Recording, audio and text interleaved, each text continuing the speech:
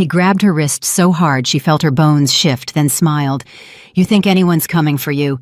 Mark Sterling said, his voice smooth as poison. "You're nothing, Elena. You were nothing when I married you, and you're nothing now." He dropped her arm like trash and walked out into the rain, leaving her standing in the ruins of everything she'd believed about her life. If you've ever been told you were too small to matter, this story is for you. Subscribe to our channel. Follow Elena's story all the way to the end and drop a comment telling us what city you're watching from. I want to see how far this story travels. The suitcase made a sound Elena would never forget. It wasn't loud. It was actually very quiet.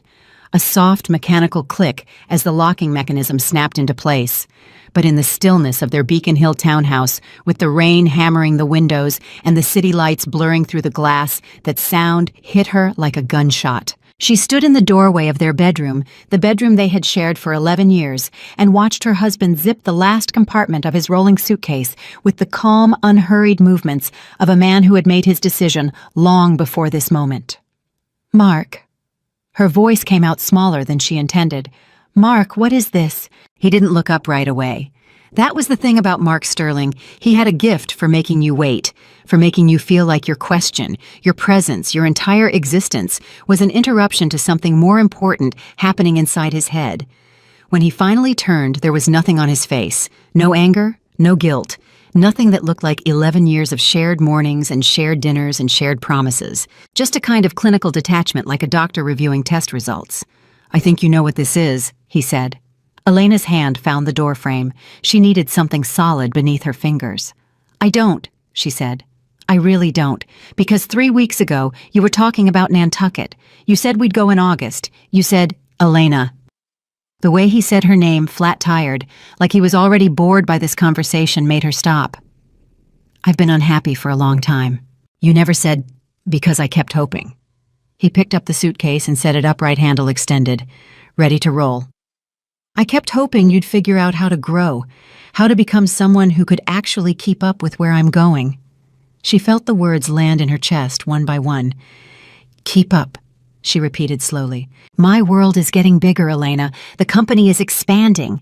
There are people in my life now, investors, executives, people who move at a certain level, and every time I bring you into that world, I spend the whole night apologizing for you."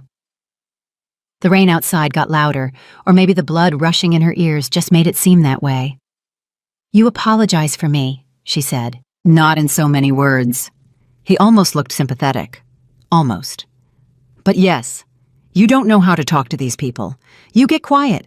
You hover at the edges. You make me look like I married someone who peaked in high school." "I have a degree," Elena said, and she hated how defensive she sounded, hated that she was justifying herself at all. "I have a master's degree in art history, and I've been working for the last—" "Working?" he said with a smile that had no warmth in it whatsoever. "Right, at that little shop, fixing old clocks." The smile faded. "Elena, I'm about to close a $40 million Series B round. I'm going to be in rooms with people who control entire markets. And you want to talk about fixing old clocks." Something shifted inside her, not breaking, not yet. Something harder. "Don't do that," she said. "Do what? Make my work sound small so yours sounds bigger." He tilted his head slightly like she'd surprised him, like a chess player watching an opponent make an unexpected move. "I'm not trying to be cruel," he said. "You're not trying very hard not to be either." A pause. He picked up his jacket from the back of the chair. "I've already spoken with my attorney," he said. "The paperwork is being drawn up. The settlement is fair, actually. It's more than fair given that you contributed nothing financially to what we built." Elena felt the room tilt. "The house," she said. "Mark, this is my home. It's in my name. Has been since we bought it." He said it without breaking stride, without a flicker of discomfort. "The investment accounts are mine. The business accounts are obviously mine. You'll get the joint checking. There's about $14,000 in it, and I've agreed to cover your rent for 6 months somewhere modest." "Somewhere modest," she echoed. "You'll be fine."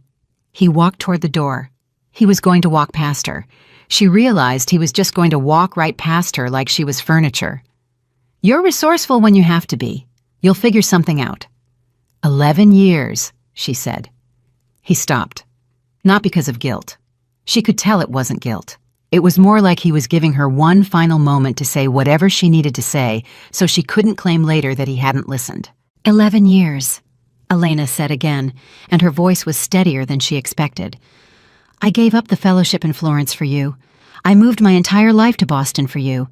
I decorated this house, I organized your dinners. I remembered the names of every single one of your investors' wives. I learned how to make your mother's lasagna recipe from scratch, even though she hated me and you are standing there telling me I contributed nothing. He was quiet for a moment. I'm sorry you see it that way, he said. And then he walked past her, rolling his suitcase into the hallway, and Elena stood alone in the bedroom that had once been theirs, listening to his footsteps on the stairs, the front door opening, the rain swallowing the sound of him leaving. She didn't move for a long time. She just stood there in the doorway, one hand still gripping the frame, and let the silence settle around her like snow. Then she walked to the window. She watched his car, the black Tesla he'd bought 6 months ago, the one she'd sat in exactly twice, pull smoothly out of the driveway and disappear into the wet Boston night. And something happened inside her chest. Not collapse. Not the thing she'd been bracing for. Something colder, quieter, more dangerous. She thought, you think I will disappear, and then I won't. The next 6 months were the kind of ugly that people who haven't lived it can't fully understand. The attorney Mark had already spoken with turned out to be one of the most aggressive divorce lawyers in Massachusetts.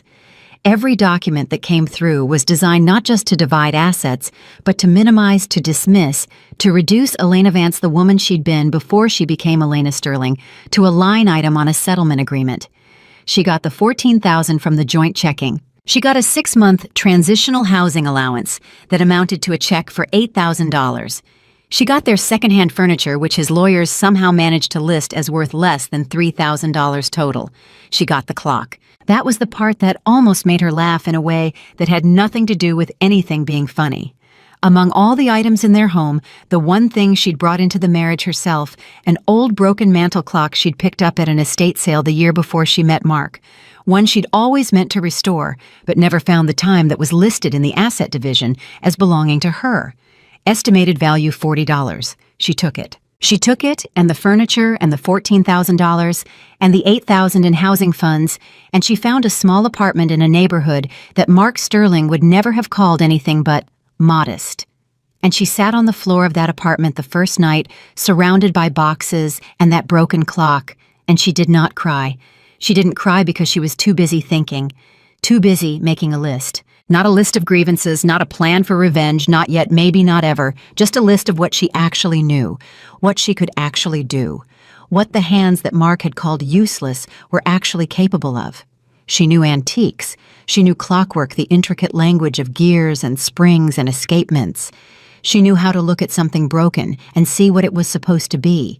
She knew how to restore without destroying, how to fix without faking. She picked up the mantel clock. She turned it over in her hands, and she started to work. The shop on Charles Street didn't happen overnight. Nothing real ever does. Elena spent 8 months working out of her apartment building a client base, one referral at a time. She took on estate sales, private collections, museum consultations, anything that used her hands and her knowledge, and paid in actual dollars. She slept less than she should have. She ate worse than she should have. She worked more hours than she'd known a person could work and still remain functional. But she was building something. She could feel it the way you can feel a structure going up, not all at once, but piece by piece, each element locking into the next. The shop came in the second year. A narrow, deep space on a side street off Charles with old wood floors and tall windows, and a back room that was exactly large enough for her workbench and her tools. The rent was higher than she was comfortable with. She signed the lease anyway. She named it simply Vance Restoration. Not Sterling. Not a name she'd taken and then had to give back. Her name. The one she'd been born with. The one that had always been hers. She put the restored mantel clock, the one Mark's lawyers had valued at $40, the one she'd spent 4 months bringing back to perfect working order in the front window. It kept time beautifully. She did not think about Mark often, or rather, she tried not to. There were days when she was elbow-deep in the movement of an 18th century French carriage clock, and she would have a sudden unbidden memory, the way he used to talk over her at dinner parties, the way he'd made her feel like her voice was always slightly in the wrong key, and she would have to set down her tools and breathe for a moment. Those moments passed. They got shorter over time. What didn't pass was the work. The work stayed. The work was always there waiting, asking for her full attention and rewarding it generously. She had been open for 14 months when Julian Thorne walked through her door. She almost didn't register him at first. She was focused on a particularly stubborn mainspring in a pocket watch that belonged to a collector up on Beacon Hill, and the shop bell had rung twice that morning for people who turned out to be curious passers-by rather than actual clients. So when she heard it ring a third time, she finished what she was doing before she looked up. When she did look up, she saw three things in rapid succession. First, a man standing near the front of the shop, maybe mid-40s, with the kind of composed, unhurried posture that was rare enough to notice. Second, just visible through the shop window, two more men standing on the sidewalk outside, wearing the kind of neutral clothing that was specifically designed not to attract attention and somehow failed completely at that goal. Third, the man inside was holding a pocket watch in both hands, cradling it with a carefulness that told her immediately before he said a single word that the watch mattered to him. "I was told you were the best," he said. His voice was even quiet, not unfriendly. "I was also told that you don't take appointments." "I don't take appointments," Elena confirmed, setting down her tools and pulling off her magnifying glasses. "I take clients. There's a difference." "What's the difference?" "Appointments mean you're booking a time slot. Clients mean I'm deciding whether I can actually help you." She came around the workbench. "Can I see it?" He held out the watch. She took it with both hands automatically, naturally, the way she always handled anything that might be fragile, and felt the weight of it settle in her palms. It was old. Very old. Somewhere in the early 19th century, she estimated just from the case weight and the style of the engraving. The crystal was shattered completely, and when she held it to the light, she could see the dial was cracked across the center. The movement when she carefully opened the case back was seized, not just stopped, but locked in a way that suggested moisture damage, possibly long-term. "Where did it come from?" she asked. "My grandfather," he said. "He carried it during the war. I've been trying for 4 years to find someone who could restore it." Elena turned the watch over. On the case back beneath a fine filigree pattern, she could make out an engraving. Initials. A date. She looked up at the man. "I need to do a full assessment before I can tell you anything definitive," she said. "And I have to be honest with you, depending on what I find inside the movement, there may be damage that can't be fully reversed. If that's the case, I'll tell you exactly what I found and exactly what your options are. I won't promise you perfection." He studied her for a moment with dark, steady eyes. "That's the first honest thing anyone said to me about this watch," he said. "The last 3 people I took it to promised me it would be good as new." "Nothing is ever good as new," Elena said. "New means it hasn't meant anything yet." A very small pause. "My name is Julian Thorne," he said. She knew the name. Most people in Boston who followed business news at all would have known the name. Thorne Holdings. Quiet, private, extensive, the kind of wealth that didn't advertise itself. She did not react to the name the way he might have expected her to. She just nodded professionally and said, "I'll have an assessment for you within the week, Mr. Thorne. I'll need a number to reach you." He gave her a card, plain white, just a number, no title, no company name. She set it on her workbench. "One more thing," he said, pausing at the door. "Yes, the men outside." He said it simply, without embarrassment. "They go where I go. It's not something I have control over." Elena looked through the window at the 2 men on the sidewalk, who were both somehow managing to look in completely different directions simultaneously. "As long as they don't come in and breathe on the merchandise," she said, "they're welcome to stand wherever they like." Something crossed Julian Thorne's face. Not quite a smile, not quite, but something in that direction. "Understood," he said, and he left. Elena stood alone in her shop holding a broken pocket watch that had survived a world war and felt something she hadn't felt in a very long time. Like the work was about to ask something genuinely difficult of her. She looked forward to it. She spent the first 2 evenings doing nothing but looking, not touching the movement more than necessary, just examining, cataloging, making notes in the small leather notebook she kept for complicated cases. The damage was significant. The moisture had gotten into the movement at some point decades ago, she estimated, based on the corrosion pattern, and had seized the escapement almost completely. The mainspring was intact remarkably, but the balance wheel was bent in a way she'd only seen twice before. But the case was extraordinary. The engraving was the work of a master, someone who'd treated the metal as a language, not just a surface. And the dial, even cracked, had a quality she couldn't quite name, except to think someone made this to last. On the third day, she called the number on the plain white card. He answered on the second ring. "The movement is more damaged than it looks from the outside," she said without preamble. "But the case is in better condition than I expected.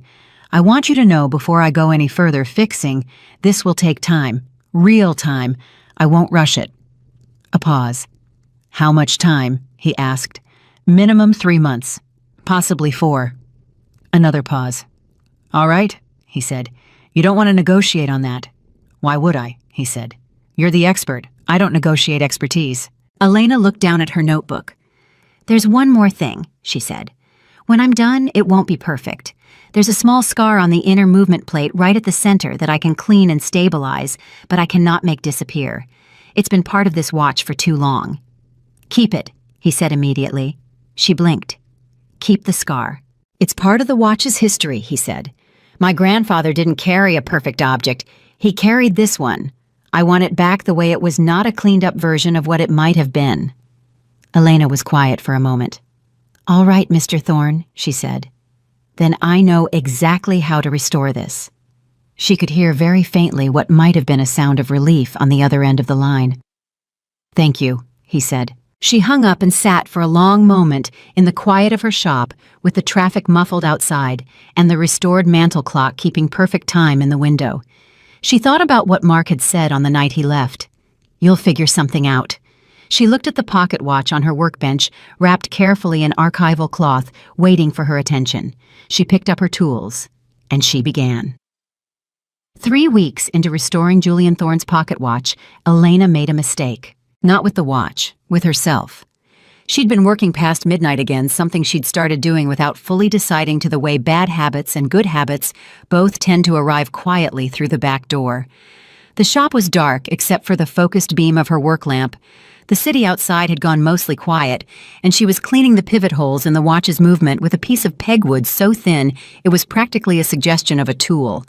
She sneezed. It was a completely ordinary sneeze, the kind that happens 10,000 times in a human life without consequence. Except that her hand moved, and the pegwood slipped, and she felt a sick little jolt of horror as the cleaning rod touched the edge of the balance cock in a way it absolutely should not have. She pulled back immediately, held her breath, examined the damage under her loop. It was minor, genuinely minor, a micro-scratch on a non-functional surface that would require at most an extra hour of finishing work. But her hands were shaking, and that was the thing that undid her. Not the scratch, not even the mistake itself, but the shaking, because her hands didn't shake. That was one of the few things in her life she had always been able to count on. In the worst months after Mark left, when she'd been sleeping on a mattress on the floor of her first apartment and eating peanut butter directly from the jar at 2 a.m, her hands had been steady. When she'd picked up a seized movement for the first time and felt that familiar ordered complexity under her fingertips, her hands had been steady. She set down her tools. She sat back in her chair. And she thought about Mark's voice, that smooth, bored voice saying she was too small, saying she had contributed nothing, saying she was someone you apologized for. She thought about it the way you prod a bruise to see if it still hurts. It still hurt. She was still sitting there, tools down, hands pressed flat against the workbench to stop them shaking, when she heard a knock at the shop door. She looked at the clock on the wall. 12:47 in the morning. She looked at the door. Julian Thorne was standing on the other side of it without his jacket, with his hands in his pockets, looking like a man who had been walking and had simply stopped here for reasons he hadn't fully articulated yet. Elena got up and unlocked the door. "It's almost 1 a.m, she said. "I know," he said. "I was walking. I do that sometimes when I can't sleep." He glanced past her at the lit workbench. "I saw your light." She considered this for a moment. "You were walking alone at 1 a.m. in Boston." "Not entirely alone," he said, with the dry gravity she was starting to recognize as his version of humor. Somewhere in the dark of the street, she understood his detail was maintaining a respectful and completely invisible distance. She stepped back from the door. "Do you want coffee?" she asked. I have a machine in the back that makes something that technically qualifies." "That sounds perfect," he said. He came in. He sat on the wooden stool she kept for clients who needed to wait while she worked, and he sat on it the same way he did everything else, with a kind of deliberate calm that was not stillness exactly, but presence, like the space around him knew he was there. She made the coffee. She brought him a cup. She sat back down at her workbench. "You can look at it if you want," she said. "I'm at a point where I can show you what I'm doing without disturbing anything." He moved from the stool to stand beside her workbench holding his coffee, and she walked him through it under the lamp. The movement spread out before them in its careful disassembly, each part laid on the tray in the exact sequence it had come out, an ordered disorder that made complete sense if you knew how to read it. "This is the balance wheel," she said. "It's the heart of the movement. It's what makes a mechanical watch different from any other kind of machine, this tiny, delicate thing oscillating back and forth, dividing time into equal pieces." She paused. "Yours was bent. Someone dropped this watch hard at some point." "My grandfather mentioned once that he dropped it in a foxhole," Julian said quietly. "He thought he'd lost it in the mud, found it again 3 hours later." Elena looked at the balance wheel. "That explains the moisture damage, too," she said. "He must have dried it out as best he could, and it kept running for a while, but the moisture got in deep." She glanced at him. "He kept using it after that. He said it kept good time all the way to 1945. She felt something shift in her chest. "That's remarkable," she said, and she meant it completely. Julian looked at the movement for a long moment. Then he said, without looking at her, "The scratch on the balance cock." She had not told him about the scratch. She went very still. "I noticed it when you were describing the pivot holes," he said. "The angle of the lamp. I'm not—" he paused. "I'm not here because of that. I want to be very clear about that. I was walking, and I saw your light, and I came in. But I noticed it." Elena set down her coffee cup. "It happened tonight," she said, "about an hour ago. It's minor, functionally irrelevant. It won't affect the restoration." She made herself look at him directly. "But I wanted you to know." He met her eyes. "Why?" he said. "Because it's your watch," she said. "And because I don't hide things from my clients." Something moved behind his eyes. She couldn't quite name it. "Thank you," he said. "I'll fix it," she said. "I know you will," he said. And the simplicity of his certainty hit her somewhere completely unexpected, in a place that had been braced for doubt for so long that actual trust felt like a shock to the system. They finished their coffee in a quiet that was not uncomfortable. When he left, she locked the door behind him and stood alone in the lit shop and thought, that is a man who has learned how to be in a room without taking it over. She hadn't known such men existed. She picked up her tools. Her hands were steady. He came back the following Tuesday.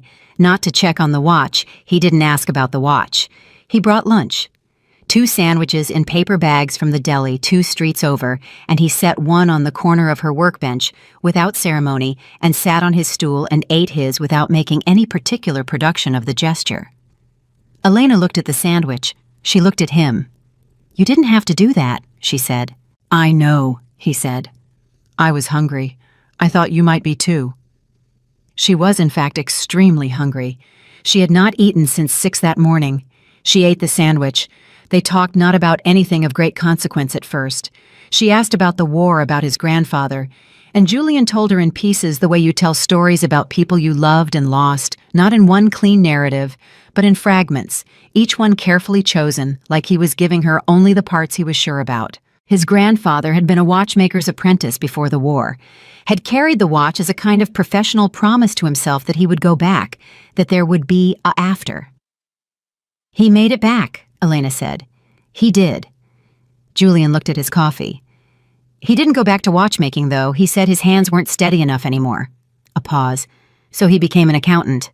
And Elena thought about hands that weren't steady anymore. She thought about the night she'd pressed hers flat against the workbench. "Did he regret it?" she asked. Julian considered this seriously the way she was learning he considered most things. "I think he regretted not trying," he said. "I think there's a difference."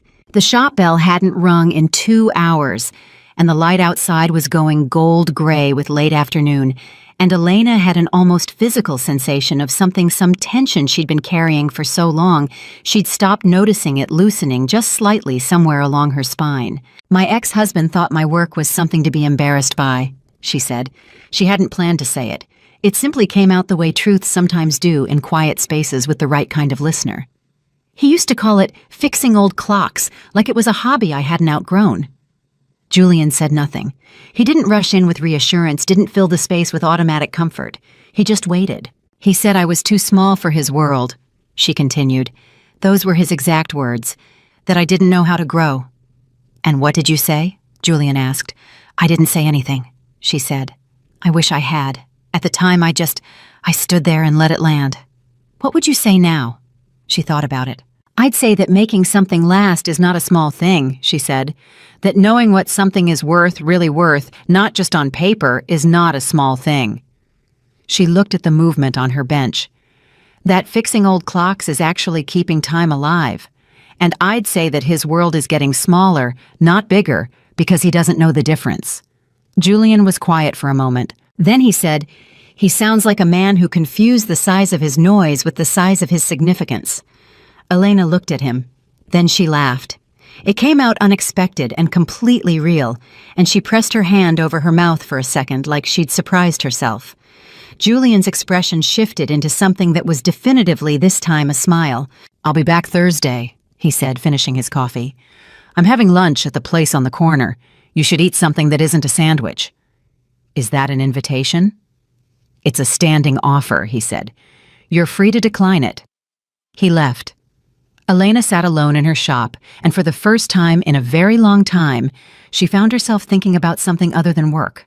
She was not sure yet what to do with that. Thursday came. She went to lunch. It became a thing they did. Not a scheduled thing. Julian was precise enough about most things in his life, she gathered, but he seemed to deliberately keep this loose, low-pressure a thing that happened because they both chose it each time, rather than because it was in any calendar. He would appear at the door around noon, and she would either be at a stopping point in her work, or she wouldn't, and if she was, they walked the 2 blocks to the corner restaurant and ate and talked. He told her about a building he was trying to preserve, a 19th century industrial space that the city wanted to rezone.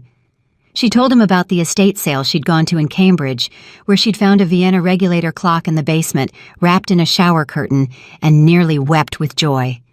He listened to her talk about the clock with the same focused attention he gave to everything, which was she was beginning to understand, not actually a business skill or a performance of politeness. It was just how he was.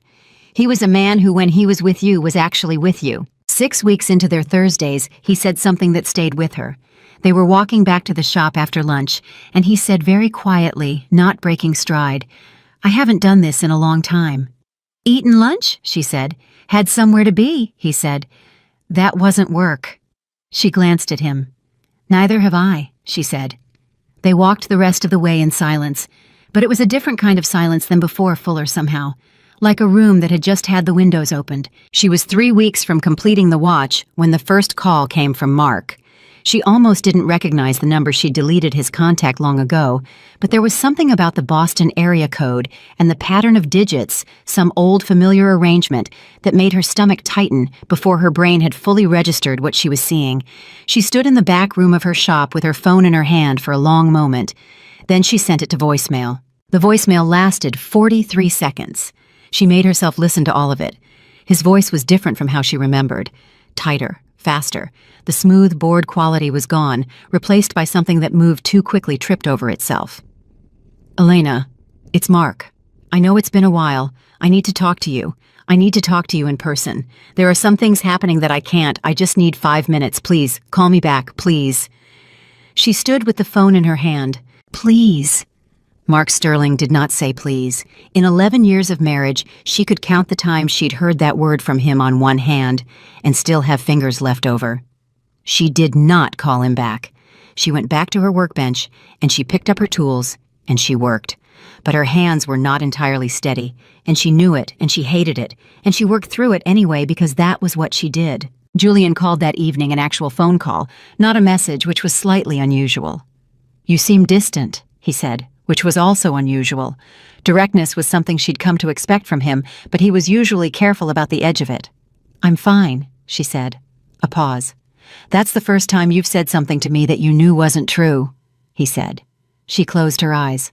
"My ex-husband called today," she said. Silence on the line. Not uncomfortable silence. Julian's silences never were, but waited. "Did you talk to him?" he asked. "No, voicemail." She exhaled. He sounded different. Scared, maybe. "I don't know what he wants." "Do you need to find out?" "No," she said immediately. "Then yes, I don't know." She pressed her free hand against her face. He had this quality when I was married to him, this absolute certainty that everything would work out for him, that the world was organized at some fundamental level for his benefit, and hearing that gone from his voice... She stopped. "What?" Julian said. "It scared me," she said. "And I hate that it scared me. I hate that I can still be affected by his voice on a voicemail." She said it like a confession. "I thought I was past that." Being past something and being unaffected by it are different things, Julian said quietly. "You can be 100 miles from a fire and still smell the smoke." She was quiet. "Do you want company tonight?" he said. She thought about it. Really thought about it, which was different from automatic deflection, different from the reflexive "I'm fine" that had served her so well for 2 years. "Yes," she said. He came over. He brought food from the place on the corner. They sat at her kitchen table, the second-hand one she'd bought at a tag sale in Somerville, the one that wobbled slightly on one leg and ate, and she told him for the first time the full shape of the marriage. Not in fragments, not carefully selected, but all of it. The dinner parties where he talked over her. The way he'd made her feel like her intelligence was somehow the wrong shape for the spaces he moved through. The morning she'd found financial statements she wasn't supposed to see, and he'd told her she was misreading them, and she'd believed him. Julian listened to all of it without offering a single premature conclusion. When she finished, he was quiet for a moment.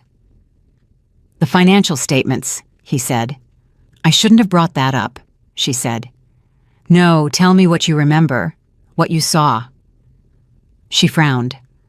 "Why?" "Because I want to understand the full picture," he said. And there was something in his voice, careful, deliberate, that she recognized as the voice he used when he was paying closer attention than he was letting on. "I saw numbers that didn't match," she said slowly.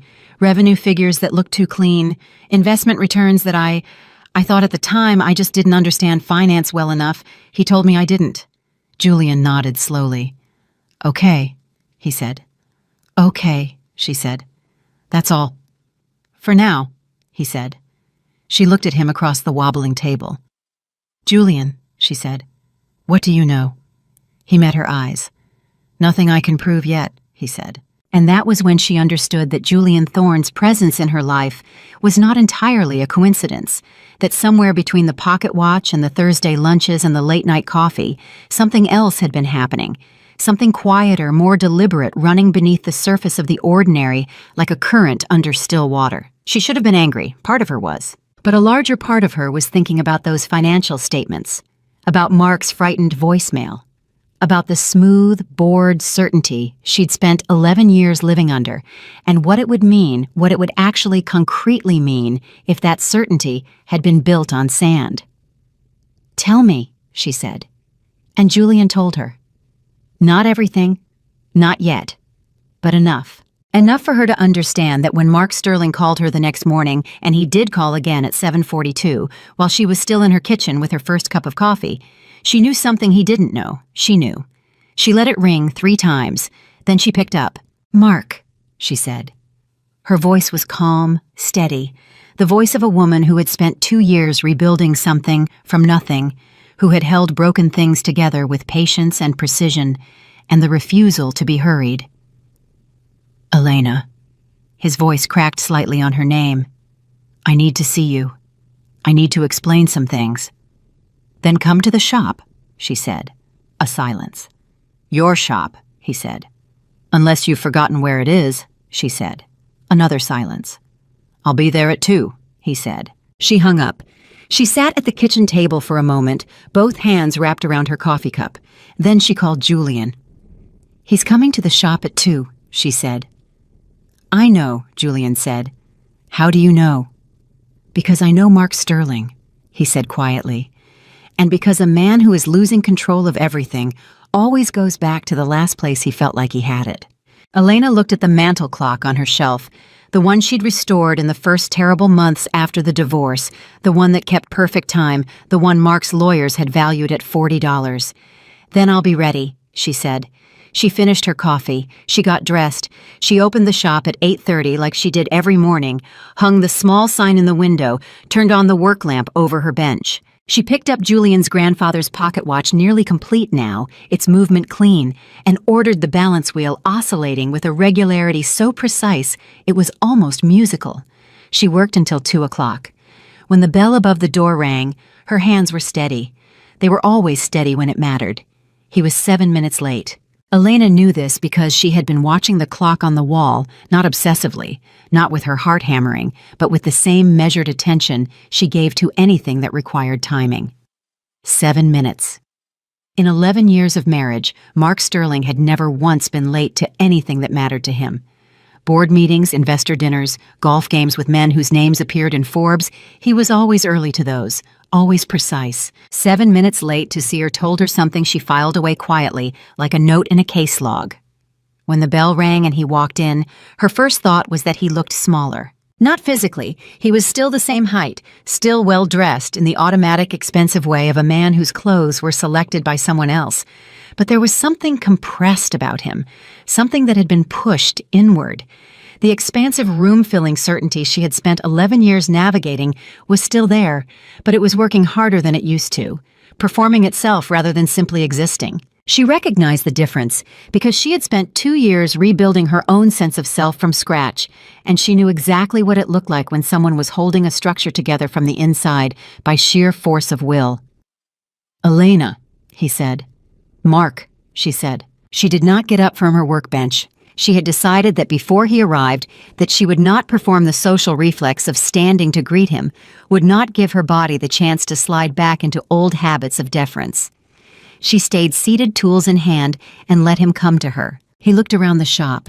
She watched him do it, watched him take in the restored mantel clock in the window, the orderly shelves of parts and tools, the clean professional setup of her bench, and she could see him recalibrating. Whatever he had expected to find, this wasn't it. "Nice place," he said. "Thank you," she said. "You've done well for yourself." It came out stiff, slightly forced, like a compliment he'd rehearsed but didn't fully mean. "I have," she agreed. He cleared his throat. "Can we talk somewhere privately?" "We're alone in the shop," she said. "This is private." He glanced toward the front window. Outside, she knew Julian's detail was maintaining their customary invisible distance. Mark couldn't have known who they were or what they meant. But she watched him register the presence of men on the sidewalk, and she watched something tighten in his jaw. "Fine," he said. He pulled up the client stool without being invited and sat on it. "I'll get to the point." "Please," she said. He took a breath, the kind of breath that precedes a prepared speech. "I need you to sign something," he said. Elena set down her tools very carefully. "Excuse me," she said. "There are documents," he said, moving forward quickly now, the way people do when they've decided the only way through a thing is at speed. "Related to the business, related to some of the assets from when we were married. My attorneys have identified a situation where your signature as my former spouse would help clarify certain ownership questions." She looked at him. "Help clarify them," she said. "In whose favor?" His jaw moved. "In a way that protects both of us," he said. "Mark." She said his name quietly. "What have you done?" "It's complicated," he said. "There were investments, some of the early funding rounds. The structure was the SEC has questions. It's a routine inquiry. It's not—" "The SEC," she said. The word landed in the room like a stone in still water. "It's standard," he said too fast. "These things happen in tech. The way deals are structured, sometimes the optics. You need me to sign documents that would make it look like I was involved in decisions I knew nothing about," she said. Not a question. He said nothing. Or, alternatively, she continued, watching his face. "You need me to sign something that shifts liability, obscures the timeline, makes it harder for investigators to trace where the money actually went." "Elena, which is it?" His composure cracked. Not completely, he was still holding it together, still performing the version of himself that expected the world to accommodate him, but she could see the fracture lines now running beneath the surface. "I'm trying to protect what I've built," he said, and the naked desperation in his voice was something she'd never heard from him before. It should have moved her. It almost did not towards sympathy exactly, but towards something like recognition. This was a man who had organized his entire identity around invulnerability, and now something was reaching through the armor. "I know," she said, "but I'm not going to help you do it." "I can make it worth your while," he said, shifting gears with an ease that reminded her sharply of exactly who she was dealing with. "There were assets in the divorce that my lawyers undervalued, significantly undervalued. I could revisit that, get you what you're actually owed." "You mean bribe me," she said. "I mean compensate you fairly," he said, and the smooth confidence was sliding back into place like a mask being repositioned. "For your time, for your cooperation." "No," she said. "Elena." "I said no." She picked up her tools again. "I think you should leave." He stood up. The mask slipped again, and what was underneath it this time was not desperation, but something sharper, something that had edges. "You don't understand what you're walking away from," he said. "I walked away from you 2 years ago," she said calmly. "I survived that. I think I can manage this." "This isn't a joke." His voice had dropped, gone from smooth to rough in a way that put something alert and steady behind her ribs. "You think you're protected because you've got a cute little shop and some good clients. You're not protected, Elena. You have no idea what's coming." "Are you threatening me?" she said. "I'm warning you," he said. "There's a difference." "I'm familiar with how you use that distinction," she said. He stared at her for a long moment, and then something in his face changed, something she hadn't seen before, something new and cold and slightly frightening, and he said, "Who's been talking to you?" "I don't know what you mean," she said. "Yes, you do." He took a step toward the bench. "You know something. I can see it. Someone has been feeding you information." His eyes sharpened. "Who is it? Is it Reyes?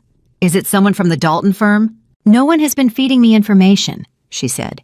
"I'm just a woman who used to be married to you and learned eventually to pay attention." He studied her face, looking for the lie. He didn't find it because it wasn't there, not entirely.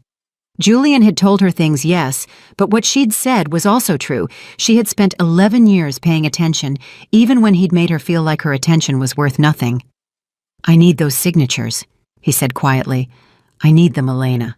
"I know," she said. "The answer is still no." He held her gaze for another moment. Then he turned and walked out of the shop. The bell rang.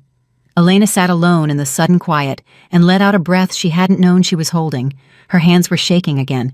She pressed them flat, counted to 10, picked up her tools.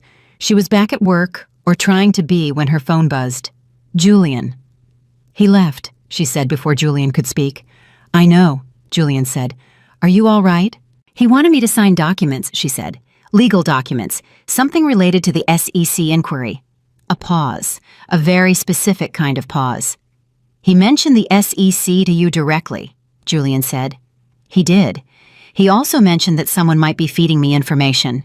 She kept her voice even. "He was trying to figure out who." "What did you tell him?" "The truth," she said, "that I learned to pay attention." Another pause, longer this time. "Elena," Julian said carefully, "I need to tell you something I should have told you earlier." She set down her tools again. "Then tell me," she said. Julian told her. The full shape of it was this: Thorn Holdings had been watching Sterling Technologies for 14 months, not because of Elena, or rather not initially because of Elena. Julian had encountered irregularities in a fund that had co-invested with Sterling in an early round. Irregularities that had pulled at threads, and thread pulling was something Julian Thorn did methodically and without stopping until he understood the full pattern. What the pattern showed was extensive. Revenue figures in Sterling's investor materials that bore almost no relationship to audited actuals. An IPO roadshow built on projections that the internal team had already flagged as impossible to achieve. A Hampton estate, Mark's prized weekend property, purchased through a holding company that existed primarily to obscure where the acquisition funds had come from. "He's been building on sand for 5 years," Julian said. The SEC opened a formal inquiry 8 weeks ago. He's known since then. He's been trying to find ways to create distance between himself and the falsified documents. Using me, Elena said. Your signature as former spouse would have created a plausible alternative narrative, Julian said, that joint decisions were made, that liability was shared. She absorbed this. You came into my shop, she said slowly, with your grandfather's watch. My grandfather's watch is real, Julian said immediately. Everything I've told you about it is true. I need you to believe that. But you also knew who I was, she said. A pause. Yes, he said. I knew you were Mark Sterling's ex-wife. I knew you had potentially been exposed to financial information during the marriage. I thought... He stopped. Started again. I thought if I met you, I could determine whether you were part of it, whether you knew. And, she said, and within 20 minutes of talking to you, he said quietly, I knew absolutely that you weren't, that you'd been kept deliberately in the dark, that you were exactly what you appeared to be, someone who knew how to restore broken things and was doing precisely that. Elena sat with this. The shop was very quiet. You kept coming back, she said. Yes, he said. The lunches, the coffee, the... She pressed her hand over her mouth for a second. Was any of that real? All of it, he said. The word came out without hesitation, without the careful deliberateness he usually brought to difficult statements. Raw, immediate. Elena, all of it was real. I'm asking you to believe that. She closed her eyes. She thought about the first night he'd knocked on her door at 1 a.m, the way he'd noticed the scratch on the balance cock from 10 feet away in bad light, and hadn't weaponized the knowledge, just waited for her to be honest about it. The way he'd sat across from her at the wobbling kitchen table and listened to the full shape of the marriage without offering a single premature conclusion. She thought about, I don't want to fix you. I want to build a life that moves with you. He hadn't said those words yet, but she'd been feeling their shape for weeks, the outline of something that was coming. Okay, she said. Okay, he said. I believe you, she said. But Julian, we need to talk, in person, today. I'm already on my way, he said. He was at the shop in 12 minutes, alone or as alone as he ever was his detail outside at their customary distance. He came in and she locked the door behind him, and they stood in the middle of the shop, and she looked at him directly for the first time since she'd learned the full truth. Tell me everything, she said. Everything you know, everything you've found. I'm not a liability to be managed, and I'm not a source to be protected.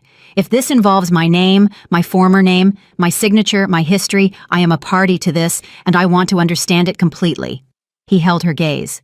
All right, he said. He told her everything. It took the better part of 2 hours. She made coffee. She listened. She asked questions, sharp, specific questions that made Julian pause more than once with what she was coming to recognize as his version of being impressed. When he was finished, she sat back. The Hampton estate, she said. I've seen documentation on that property, or something related to it. In the last year of the marriage, there were renovation contracts coming through the house for the Hampton property. Mark handled all of it directly, kept me very far away from the details, but I saw some of the contractor invoices. She looked at Julian. The numbers were wrong. Julian went very still. Wrong how? He said. Inflated, significantly. I thought at the time it was just contractor markup. Maybe I didn't understand construction costs. She shook her head. He told me I was misreading it. The same thing he told you about the financial statements, Julian said. Yes. She met his eyes. He told me I was misreading things a lot. I spent a long time believing him. Julian was quiet for a moment. Elena, he said carefully. If you have any documentation, anything from that period. I kept copies, she said. He stared at her. Not intentionally at first, she said.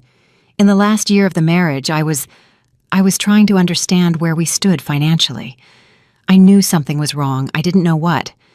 I made copies of some documents before I knew the marriage was over. I've had them in a box in the back room for 2 years. She paused. I never looked at them again after the divorce. It hurt too much. Julian was very still, looking at her with an expression she'd never seen on his face before. Something between professional calculation and something much more personal. Do you want to look at them now? He said. She stood up, went to the back room, came back with a banker's box that had been sitting on the bottom shelf under 2 years of accumulated other boxes gathering dust, waiting for a moment she hadn't known was coming. She set it on the workbench. She opened it. They went through it together side by side at the workbench the way she'd shown him the movement of the pocket watch weeks ago, pointing at components and explaining what she saw. Except this time, the components were financial documents, contractor invoices, statements of account, wire transfer records. And Julian's face as he went through them told her everything. "This," he said quietly, pointing to a transfer record dated 3 years prior. "This is exactly what the SEC has been looking for. This transaction right here, this is the connection between the Hampton acquisition funds and the falsified IPO revenue." Elena looked at the document.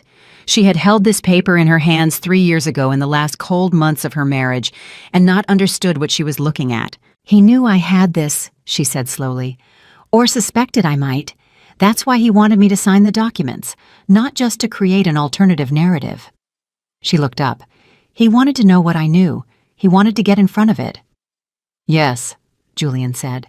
She thought about the voicemail, the cracked voice saying please, the 7-minute lateness, the way his eyes had sharpened when he'd asked who was talking to her. He'd been scared. He'd been scared of her, of what she might know, of what she might do.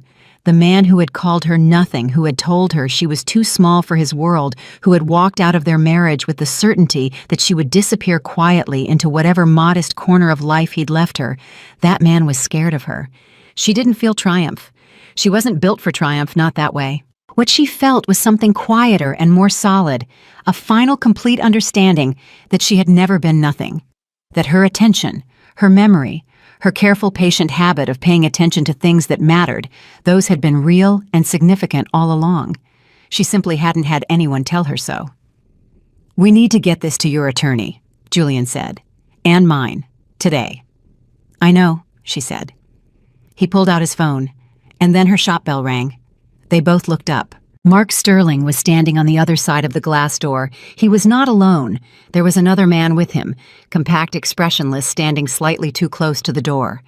Elena didn't know the man's name, but she knew what he was. Mark's eyes found Julian's immediately, and in that moment across the glass, something passed between the two men that Elena felt in her sternum, the mutual recognition of opponents who have been circling each other at a distance, and are now for the first time in the same room. Mark's hand moved to the door handle. Julian's hand moved to his phone. One word. That was all he said into it. One word, very quietly, very calmly. Now. Outside, 2 men who had been leaning against a car across the street straightened simultaneously. 2 more appeared from around the corner. They moved with the unhurried efficiency of people who had been trained to be exactly where they needed to be at exactly the right moment. Mark saw them. His hand stopped on the door handle. For 3 long seconds, nobody moved. Then Mark pushed the door open and walked in anyway, because Mark Sterling had spent his entire life believing that forward momentum was the answer to every obstacle. He looked at Julian. He looked at the banker's box open on Elena's workbench, and Elena watched him understand in real time in pieces, like a clock movement coming apart exactly what he was looking at. "Elena," he said. His voice had shed every layer of performance. What was left underneath was raw and exposed and frightened in a way she'd never heard from him. "Elena, please. Please don't do this." She looked at the man who had called her nothing. She looked at the box of documents that proved she had been paying attention all along. She looked at Julian standing beside her phone in hand steady and present.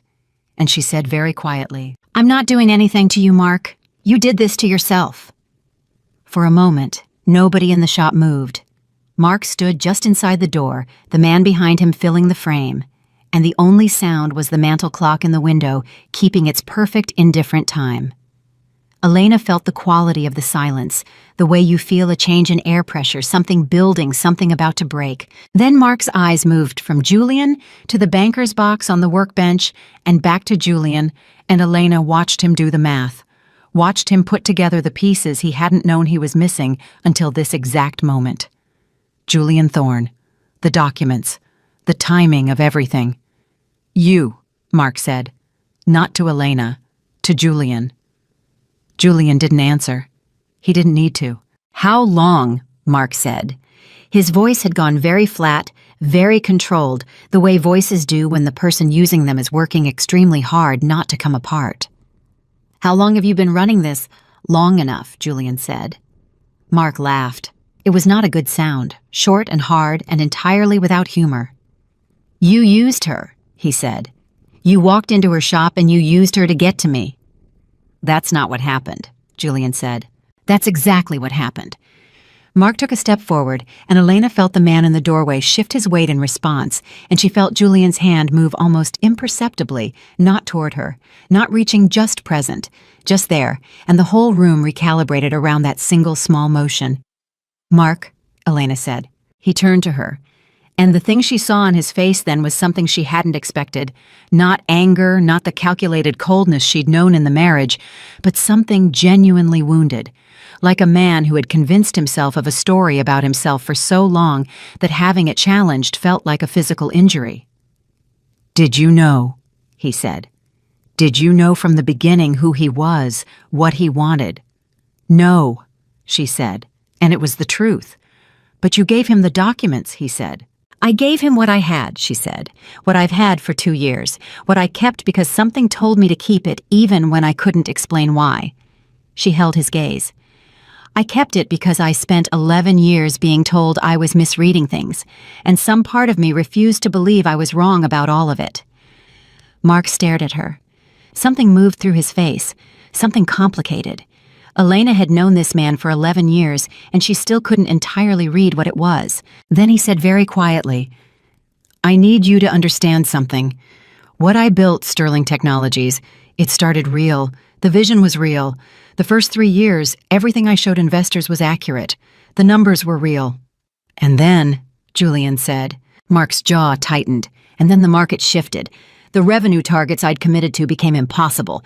Not difficult impossible, and I had a choice. He looked at his hands. I had investors who trusted me, employees who'd given up other opportunities. I had people depending on what I'd promised. "So you falsified the numbers," Elena said. "I adjusted the projections," he said, "to buy time. I thought I genuinely believed that if I could get through the next 18 months, the market would correct and everything would catch up, that the real numbers would eventually match what I'd shown." "They didn't," Julian said. "No," Mark said, flat, exhausted. "They didn't." Elena looked at the man who had stood in their bedroom doorway 2 years ago with a packed suitcase and called her a burden. Who had told her she contributed nothing? Who had walked out with the certainty of someone who had never once imagined a version of events where he was wrong? She didn't feel sorry for him. She wanted to be honest about that. She examined herself carefully the way she examined a movement before deciding what it needed, and what she found was not pity. What she found was something more like clarity, the sharp, clean understanding of a thing finally seen completely. "You should leave, Mark," she said. He looked at her, then at Julian, then at the banker's box. "I can't let you hand those over," he said, and something shifted in his voice. The exhaustion, the brief, raw honesty, it was closing over, hardening. "I can't." "You don't have a choice," Julian said. "Everyone has a choice." Mark's hand moved, not toward his jacket, not toward anything threatening, just a gesture, abrupt, frustrated. But the man in the doorway moved with it, and that was when Elena understood that the man behind Mark was not just a companion, and that things were about to move faster than she'd anticipated. "Julian," she said. Julian was already on his phone. Mark took 3 steps toward the workbench, toward the box. "Don't," Julian said. The word came out with a quiet authority that stopped Mark mid-stride. Not loud, not theatrical. The kind of voice that didn't need volume because it had never in its life had to repeat itself. Mark stopped. For 3 seconds, the whole shop held its breath. Then Mark's companion moved, and Julian's detail came through the door, and the small space of Vance Restoration became very crowded very quickly. Elena stepped back from the workbench, not retreating, just removing herself from the middle of something that was no longer about conversation, and she kept her eyes on Mark. Mark was watching his options close like doors one by one. She could see him calculating, could see the intelligence that had built a $40 million company from nothing working frantically behind his eyes, looking for the angle, the leverage, the move that would reset the board. There wasn't one. She could see him realize there wasn't one. Step away from the workbench, Julian said. Mark didn't move. Mark. Elena said his name, just his name, the way you say a name to bring someone back from a place they shouldn't be. He looked at her. It's over, she said, gently, not with satisfaction, not with cruelty, just the truth offered plainly. Whatever you came here to do, it's over. The only thing left is how you choose to handle what comes next. Something in him seemed to deflate, not collapse. Mark Sterling would never simply collapse, but deflate, like a pressure releasing.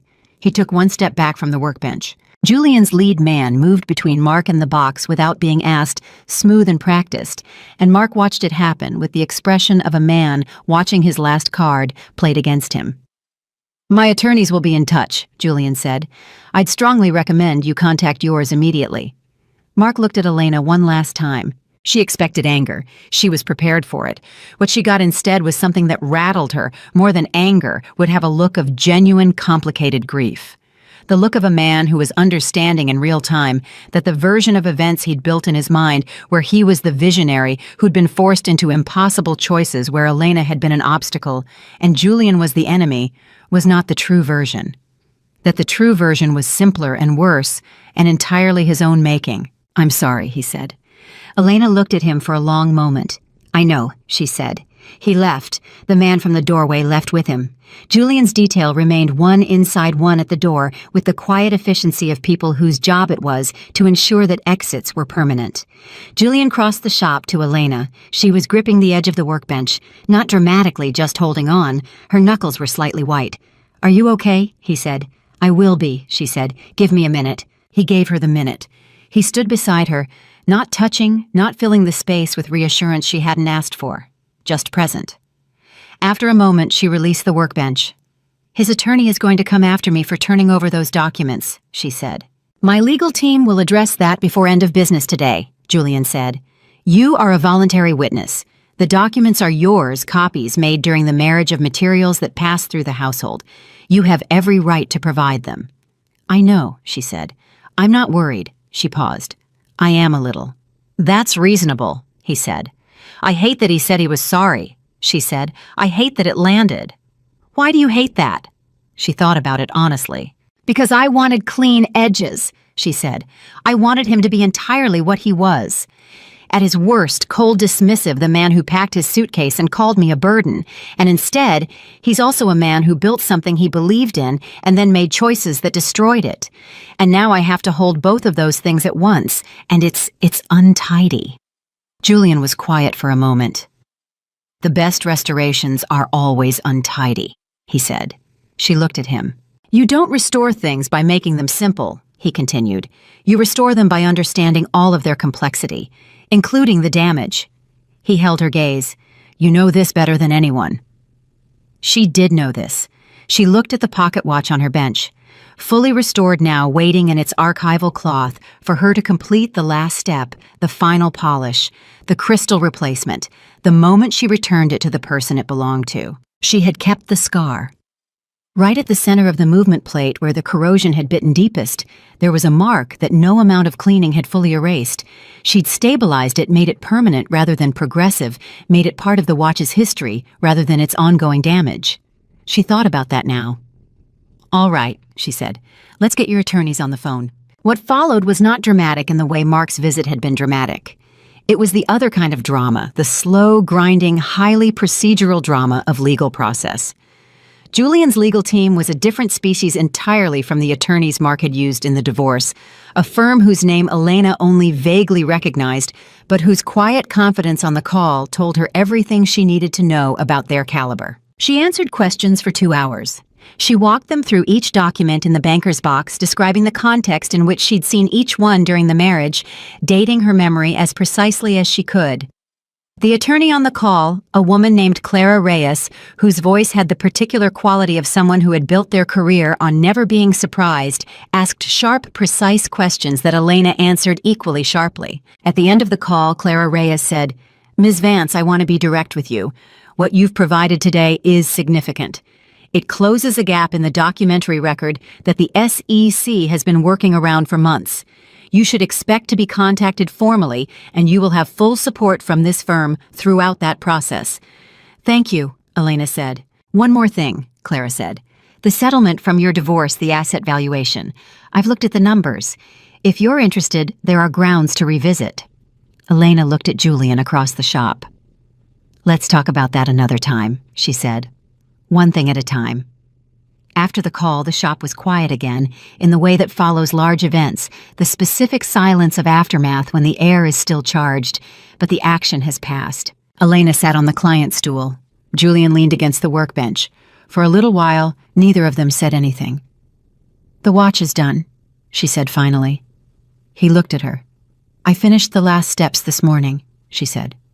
Before Mark came. It's ready. Julian crossed to the workbench. She unwrapped the archival cloth carefully. The watch lay in her palm, restored complete, the old case gleaming softly, the new crystal catching the afternoon light. She held it out to him. He took it with both hands the same way he'd handed it to her that first day. The same careful cradle. He turned it over, ran his thumb across the engraving on the case back. Then he pressed the crown and the hands began to move. Elena watched his face. She had seen people receive restored objects before. It was one of the parts of her work she never got tired of, that specific expression, the particular quality of emotion when something returned from beyond repair. It was never quite happiness, not precisely. It was something more like recognition, like meeting something again that you had feared was lost. Julian's face had that expression now. After a moment he said, My grandfather used to say that a watch is a promise, that every time it strikes, it's the mechanism keeping its word. Elena said nothing. She let the words settle. He kept his promise, Julian said quietly. He came home. He did, Elena said. Julian held the watch for a little longer. Then he set it carefully in the cloth and looked at her. There's a scar, he said. There is, she said, right at the center. I told you I couldn't make it disappear. I remember, he said. I told you to keep it. You did. He looked at the watch and then at her, and the quality of his gaze was the same focused, complete attention he gave to everything that mattered to him. Elena, he said. Julian. I want to ask you something, he said, and I want you to know before I ask it that whatever you answer, nothing between us changes. There is no pressure attached to this question. She braced herself slightly, not from fear, from the particular alertness of knowing a moment matters. All right, she said. I've been in this city for 15 years, he said. I have a company and a building and a detail that follows me everywhere and a reputation that opens doors I don't always want opened. He paused. And for most of those 15 years, I have been very alone. Not lonely exactly. Alone, which is a different thing. Chosen mostly. Protected. She waited. And then I walked into your shop, he said, with a broken watch. And I have not been alone since. Even on the days I didn't see you, even on the days we only spoke on the phone for 10 minutes, I have not been alone. He looked directly at her. I would like to not be alone with you. Formally. Intentionally. Whatever that looks like going forward. Elena looked at the man who had knocked on her door at 1 a.m. and sat on a stool and drunk terrible coffee and noticed a scratch on a balance cock from 10 feet away without making it a weapon. Who had eaten sandwiches at her workbench and listened to the full shape of her marriage without flinching. Who had stood beside her this afternoon while her ex-husband came apart and had said exactly as much as was useful and nothing more.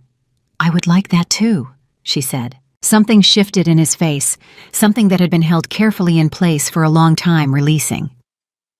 Okay, he said. Okay, she said. Outside, the afternoon was shifting toward evening, the light going the particular gold of late October in Boston. The mantel clock in the window kept its time.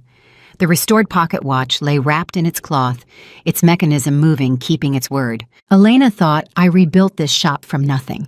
I rebuilt myself from nothing. I learned how to look at a broken thing and see what it was supposed to be.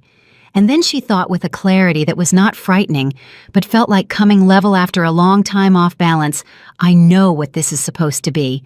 She was still sitting with that thought when her phone rang. She looked at the screen. It was a number she didn't recognize. Boston area code. Not Mark's pattern, different entirely. She almost sent it to voicemail. Something made her answer. Ms. Vance, said a voice she didn't know. Male professional precise. This is Special Agent Daniel Farrow with the SEC Enforcement Division. I understand you may have recently come into possession of documents relevant to our investigation into Sterling Technologies. We'd like to speak with you as soon as possible. Elena met Julian's eyes across the shop. He was already reaching for his phone, already texting Clara Reyes. "I'm available tomorrow morning," Elena said, "and I'll have legal representation present." A pause on the line. "Of course," Agent Farrow said. 9 o'clock. 9 o'clock, she said. "I'll be ready." She hung up. The shop was quiet. The clock kept time. Julian looked at her. "How are you?" he said. She thought about it honestly, the way she was learning to think about things completely without the shortcut of reflexive fine. "I'm ready," she said. And she was. But she did not yet know what ready was going to cost her. 3 hours later, at 7:49 in the evening, her shop window shattered. Not broken, shattered. A single sharp impact, something thrown from outside, and the front window of Vance Restoration exploded inward. The mantel clock wobbled on its surface. An alarm screamed to life. Elena in the back room finishing notes for the morning was on her feet before she fully processed what the sound was. Julian's detail was through the front door in under 4 seconds. She heard them moving, heard voices on radios, heard running outside. She stood in the doorway between the back room and the front shop, hands at her sides, heart hitting hard against her ribs. The mantel clock was still ticking. Somehow, impossibly, the mantel clock had not fallen. One of Julian's men appeared in the doorway. "Ms. Vance, are you hurt?" "No," she said. "What happened?" "A vehicle? A brick through the window. The vehicle is gone." He paused. "Mr. Thorne is on his way. Please stay in the back room." She looked at the clock, still ticking. She thought about what Julian had said. A watch is a promise. Every time it strikes, it's the mechanism keeping its word. She went back to her desk. She picked up her pen. She kept writing. Mark Sterling had made a choice tonight. A desperate, stupid, telltale choice that would look very bad in front of a federal judge. She knew this. She could already see how this piece fit into the larger movement, how a man who felt control slipping would reach for the oldest and crudest lever available. She wasn't afraid. She realized something much more dangerous than afraid. She was certain. Certain that tomorrow she would sit across from a federal agent and answer every question with the precision and composure she brought to everything that mattered. Certain that the documents in the banker's box would say exactly what they said in her handwriting, and Mark's unchanged and unchallengeable. Certain that the shop window could be replaced and the clock would keep ticking, and she had survived worse mornings than this one was going to be. Julian came through the door at 8:17. He looked at her in the back room, at her desk, pen in hand, notes in front of her, and something in his face went from taut to released in the span of one breath. "You're working," he said. "I'm preparing," she said, "for tomorrow." He came and sat in the chair across from her desk, the one she kept for clients, the one nobody had ever sat in before tonight, and he leaned forward with his elbows on his knees and looked at her. "He's going to escalate," Julian said. "I know," she said. "This won't stop at a broken window." "I know that too," she said. "Elena." "Julian." She set down her pen. "I have been waiting 2 years for my life to feel like mine again. For my work to matter, my name, to mean something, my hands to be doing exactly what they're supposed to do." She held his gaze. "I am not going to stop now because Mark Sterling is scared. I am not going to stop because of a broken window or a phone call or anything else he has left to throw." She paused. "He called me nothing. He said I was too small. And I want you to understand I am not fighting him to prove he was wrong. I'm fighting him because this is what right looks like. And I know what right looks like." Julian was quiet for a long moment. Then he said, "I know you do." Outside, his detail was securing the perimeter. The alarm had gone quiet. Somewhere across the city, Mark Sterling was making desperate calls to desperate people, trying to stop something that had already passed the point of stopping. Elena picked up her pen. She kept writing. She didn't sleep. Not because she was afraid she'd been honest with herself about that, examined it the way she examined everything carefully and without flattery, but because her mind wouldn't stop moving. It kept circling the same points the way a clock's movement circles its center. The documents, the morning meeting, the broken window.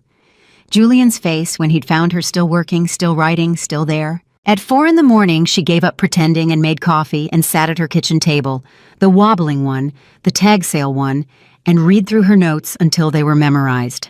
Not just understood. Memorized. She wanted to walk into that meeting the way she walked into every difficult restoration, knowing exactly what she was dealing with, knowing exactly what tools she had, knowing exactly what she was willing to lose and what she was not. Julian called at 6:15. "You didn't sleep," he said. "Neither did you," she said. A pause. "No," he admitted. "What happened after I left last night?" she asked. "My team identified the vehicle that threw the brick," he said. "It's registered to a shell company that traces back to a property management firm that has done work for Mark's Hampton estate." Another pause. "I've passed that to Clara. She's passing it to Agent Farrow's team." Elena absorbed this. "He threw a brick through my window," she said, "and left a paper trail." "Desperate men make stupid mistakes," Julian said. "He used to be so careful," she said, "not with admiration, just observation. The way you note a change in a mechanism's behavior. He's not the same man he was 5 years ago," Julian said. "The man you were married to had everything to protect and believed he could protect it. This man has already lost most of it. He just hasn't admitted it yet." She thought about the voicemail, the cracked voice, the pleas. "Clara will be at your shop at 8:30, Julian said. "She wants 30 minutes with you before Farrow arrives." "I'll be there," Elena said. "I'll be there too," he said. She started to say he didn't need to be. She stopped herself. "Thank you," she said instead. Clara Reyes arrived at 8:27 and was exactly what her phone voice had promised a woman in her early 50s, with the particular economy of movement of someone who had spent decades in rooms where every word was a chess piece. She shook Elena's hand, looked around the shop once, with professional assessment, noted the boarded window without comment, and sat down. "Walk me through it one more time," Clara said. "From the beginning. Not the documents, the marriage. What you saw when you saw it, what he told you about what you saw." Elena walked her through it. Clara listened the way Julian listened, completely, without interruption, without the impatient forward lean of someone waiting for a particular fact. She made 3 notes in a small leather notebook. Just 3. Elena found that reassuring. When Elena finished, Clara looked up. "He told you that you were misreading the contractor invoices," she said. "Yes." "And the investment statements?" "Yes." "And your response at the time was to believe him?" "My response was to make copies," Elena said. Clara looked at her steadily. "Why?" she said. "Because I believed him, and I didn't believe him," Elena said. "Both at once. He had a way of making you doubt your own comprehension, while simultaneously leaving you with the feeling that your comprehension was exactly correct." She held Clara's gaze. "I kept the copies because some part of me knew. I just didn't have the standing at the time to act on what I knew." Clara made a 4th note. "That call," Clara said, "is going to be very useful." Agent Farrow arrived at 9 o'clock exactly with a younger colleague, whose name Elena didn't catch, and a quiet, thorough manner that reminded her oddly of Julian. He was the kind of person who asked the same question 3 different ways to see if the answer changed. Elena's answers did not change because they were true, and she'd been thinking about how to articulate them clearly since 4 in the morning. The meeting lasted 2 hours and 40 minutes. By the end of it, the banker's box had been documented, photographed, and its contents formally submitted. Elena had signed 3 separate declarations. Clara had intervened precisely twice, once to rephrase a question she considered misleading, once to clarify the legal status of the copies Elena had made. When Agent Farrow stood to leave, he said, "Ms. Vance, I want to thank you for your cooperation. I know this isn't an easy position to be in." "No," she said, "it isn't." "For what it's worth," he said, "the information you've provided closes something we've been working on for a long time." She nodded. He left. Clara gathered her notes. "I'll have my team file the protective declaration by end of day. If Sterling or anyone connected to him contacts you, you call me first, before you say a single word to anyone." "Understood," Elena said. "Elena." "You did well," Clara said. Not warmly. Clara didn't do warm, but with the specific weight of a professional acknowledging professional competence. Coming from Clara Reyes, Elena suspected it meant more than most compliments. After Clara left the shop was very quiet. Julian was sitting on the client's stool where he'd been for the past 2 hours, out of the way present, saying nothing that didn't need to be said. He looked at her now. "Done," she said. "Done," he agreed. She sat down on the floor. Not because her knees gave out, not dramatically, not collapsing. She just sat down deliberately cross-legged on the old wooden floor of her shop because she needed to be at a lower altitude for a moment. She needed to let the morning finish landing. Julian looked at her for a second. Then he sat down on the floor across from her without comment, without making it into anything more than what it was. They sat on the floor of Vance Restoration in the morning quiet, and Elena thought about the last 2 years. The apartment with the mattress on the floor, the peanut butter at 2 a.m, the lease she'd signed while terrified, the first client who'd left a referral, the mantel clock in the window valued at $40 keeping perfect time. "I want to ask you something," she said. "Ask," Julian said. "The first day," she said, "when you came in with the watch, when you decided I wasn't part of it, that I didn't know. What was it that told you?" He thought about it, genuinely considered the way he did. "You held the watch," he said, "both hands, automatic not performed, and then you said you couldn't promise perfection, that nothing is ever good as new." He paused. A person who had been running a fraud with her husband doesn't say that. She says whatever closes the deal. "You said what was true, even when it wasn't what I wanted to hear." Elena looked at her hands. "I've always held things carefully," she said. "I know," he said. "It's the first thing I noticed about you." The boarded window let in thin, striped light. The mantel clock ticked. Somewhere out in the city, in an office or a conference room or wherever, a man like Mark Sterling went when everything was finally coming apart. The weight of 14 months of investigation and fraud and desperate choices was completing its long, inevitable fall. She thought, "I am not responsible for his choices. I am only responsible for mine." She stood up. Julian stood up with her. "I need to replace the window," she said. "I know a contractor," he said. "Of course you do," she said, and something that had been tight in her chest for 2 years, not grief exactly, not anger, something harder to name than either released, quietly, completely, like a mainspring reaching the end of its tension and going still. She went to her workbench, she picked up her tools, she went back to work. 3 weeks later, Mark Sterling was arrested. Elena heard it from Clara first.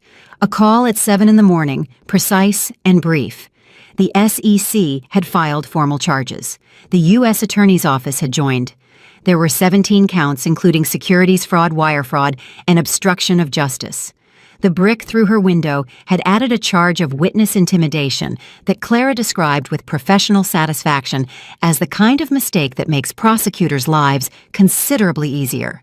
Elena stood in her kitchen with her coffee and listened to Clara outline the charges, and when Clara finished, she said, "What happens now?" "Now he goes through the process," Clara said. "The evidence is substantial. The documentation you provided was, as I told you, it would be significant. His attorneys will negotiate. There will be a plea or there will be a trial. Either way, this is going to take time." "I know," Elena said. "The asset review from your divorce is also moving," Clara added. "You'll be hearing from my civil team. You are owed considerably more than you received." After the call, Elena stood at her kitchen window for a long time.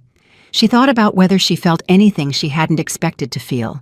Triumph, maybe, or relief, or the satisfaction of seeing something resolved.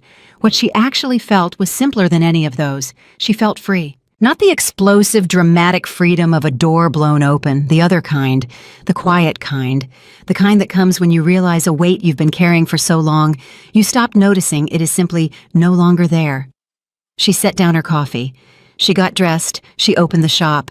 Julian called that evening. Not to discuss the news they'd already spoken twice that day, briefly, practically. This was something different. He asked if she would come to his building that evening. He had something he wanted to show her. She went. His building was everything she might have expected, and somehow also not a converted industrial space in the seaport that managed, despite its size, to feel like a place where someone actually lived. She noticed as he walked her through it that the things he'd kept were meaningful rather than expensive. Books that had been read, a photograph of a man she recognized from Julian's descriptions as his grandfather, a work table in the main room that had the particular organized disorder of a person who actually used it. And in the center of the work table on a small wooden stand, she hadn't noticed he'd had made for it his grandfather's pocket watch. She crossed the room and stood before it. It was running. She could see the seconds hand moving in its small, steady arc. The case caught the light beautifully. and there just barely visible through the crystal was the scar on the movement plate stabilized permanent present. "You displayed it," she said. "It's meant to be seen," he said. She looked at the watch for a long moment, at the hands moving, at the scar. She thought about her own hands, about the morning she'd pressed them flat against the workbench to stop the shaking, about how far they'd come since then. Julian said, "I want to tell you something." She turned to face him. He was standing a few feet away, that particular distance he maintained always, until it was clear it was welcome to close, respectful in a way that had always felt to her like the opposite of distance, like a man who understood that presence was not the same as pressure. "I told you a while ago that I hadn't had somewhere to be in a long time," he said. "That wasn't entirely accurate." "Oh," she said. "I've had places to be," he said. "What I hadn't had was someone I wanted to arrive with." She looked at him. "Julian," she said. "I'm not finished," he said, with that quiet gravity she'd come to understand as his version of tenderness. She waited. He reached into his jacket pocket and brought out a small box. Not velvet wood, old wood smooth with handling, the kind of box that had itself been kept and carried and brought through time. He opened it. Inside was a ring. Not a diamond, she registered that immediately, with a complicated rush of gratitude for being known well enough to be given the right thing. The setting was crafted metal silver and something darker, and at its center, sealed in a dome of deep sapphire glass, was a small, perfect gear. Machined intricate, the teeth catching the light in tiny, precise increments. A clockwork element. Preserved, given permanence. She stared at it for a long moment. "I had it made," Julian said. "A few weeks ago. I've been trying to decide when the right moment was." A pause. "I've decided there's no right moment. There's just the decision to ask." She looked up at him. "I'm not asking you to be fixed," he said. "I'm not asking you to be protected. I'm not asking you to fit into anything or become anyone different than exactly who you are right now, standing in my living room having spent the last 3 months single-handedly dismantling your ex-husband's fraudulent empire while restoring a 19th century pocket watch to perfect working order." She made a sound that was almost a laugh. "What are you asking?" she said. "I'm asking to be your partner," he said, "in whatever comes next, in the untidy, complicated, ongoing work of building something that lasts." He held her gaze completely steady. "I don't want to move through my life alongside you. I want to move through it with you. There's a difference." She knew there was a difference. She had spent 11 years living the wrong side of it. She looked at the ring, at the gear in its sapphire dome, at the man holding it, the man who had walked into her shop with a broken watch and sat on a stool and drunk terrible coffee and never once asked her to be smaller than she was. "I have conditions," she said. Something moved in his face. Surprise, maybe. And then, unmistakably, delight. "Of course you do," he said. "The shop stays mine," she said. "Fully. My name, my decisions, my clients." "Obviously," he said. "And the wobbling kitchen table," she said. "I'm keeping it." "I would not dream of suggesting otherwise," he said. "And you have to understand," she said more seriously now, "that I am not easy. I have spent 2 years rebuilding something from nothing, and I am protective of it. I am protective of my work, and my name, and my independence in ways that will probably frustrate you sometimes." "Elena," he said. "Yes." "I spent 14 months following a documentary trail through 3 shell companies and 2 offshore accounts and a Hampton estate," he said, "because I don't stop when something is worth understanding completely." He held her gaze. "I am not afraid of complicated. I am specifically drawn to it." She looked at him for a long moment. She thought about the mantel clock that had survived the divorce valued at $40, keeping perfect time. She thought about the pocket watch that had survived a war and decades of damage and 4 restorers who'd promised miracles before her. She thought about her own hands steady when it mattered. She thought about what it meant to build something that lasted, not something perfect. Not something that had never been broken, something that had been broken and understood itself completely and kept moving anyway. She reached out and took the ring from the box. She held it in her palm, the gear in its sapphire dome catching the light in tiny, precise increments, each tooth a small decision, a small commitment, a small keeping of its word. Then she held out her left hand. Julian took the ring. He slid it onto her finger. His hands were steady. So were hers. "Yes," she said. He looked at her. "Yes," she said again. Clearly, completely, without qualification. He took her hand in both of his the way he'd first taken the watch, carefully, with the attention of someone who understood what they were holding.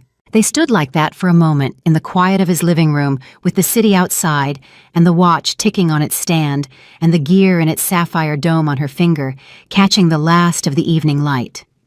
Then Elena said, "The window replacement came in under estimate, by the way."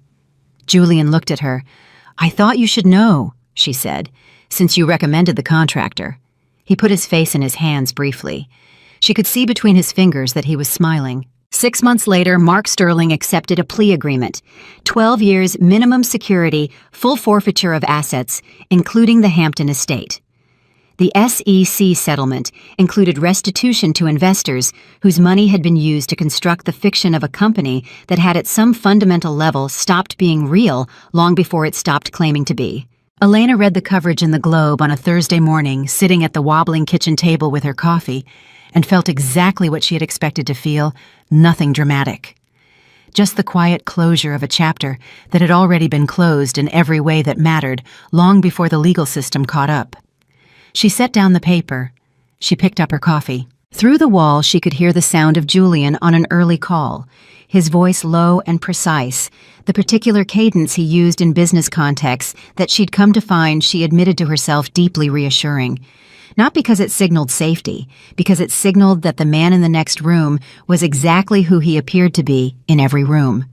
There was no gap between the versions of Julian Thorne. What you saw was what was there. She'd needed that more than she'd known. Her phone buzzed. A client inquiry, a collector in Cambridge with a long case clock that hadn't run in 40 years, interested in a consultation. She typed back a response precise and professional, suggested a date the following week. She finished her coffee. She got up, rinsed the cup, gathered her bag. At the door, Julian appeared from the hall phone against his chest, call on hold. "Thursday," he said. "Thursday," she confirmed. He looked at the rings on her finger, the gear in the sapphire dome, and then at her face. "You're good," he said. She thought about it. Honestly. Completely. "I'm good," she said.